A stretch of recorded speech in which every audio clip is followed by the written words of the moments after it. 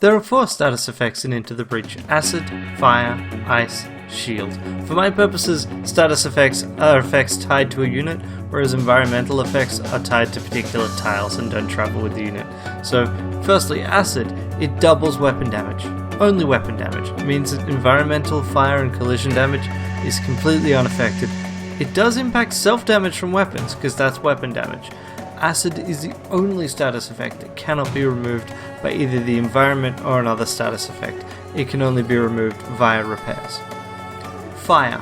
It does 1 point of damage to the unit at the start of the vector. That means as a player, you get more time to counter it by moving into the water, or smoke, or getting frozen, or anything else you found that removes the fire status effect. Fire and acid are the only status effects that can be provided by naturally occurring environmental effects. Like all status effects, they can be applied to cities or mountains, but fire and acid do not have any mechanical impact on those locations. A city that has been hit by acid still only takes 1 damage from a 1 damage attack. Ice protects and disables a unit. A unit encased in ice cannot move or take any actions other than repair, but the ice will shatter if the unit takes any damage. The unit also loses flying, instantly killing it if it's over a ravine.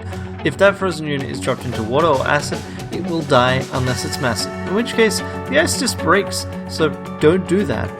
Freezing a unit will also freeze the tile beneath it if it can be frozen. You can't freeze anything on or in lava, which can be both a blessing and a curse.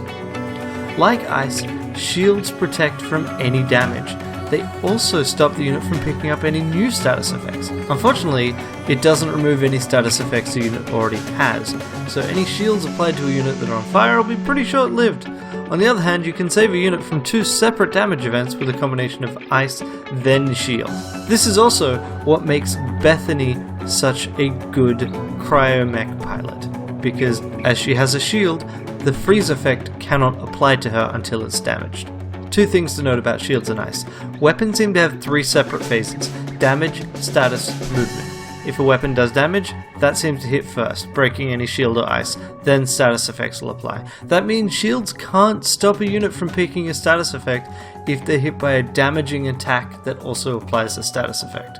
It also means that an attack that damages and pushes will break both a shield and an ice on a unit if it causes a collision. That's all I've got on status effects. If you think I've missed anything, or you've noticed some other interactions, please let me know in the comments below. If you like these videos, please use the like button and let me know. In the meantime, keep crushing those bugs.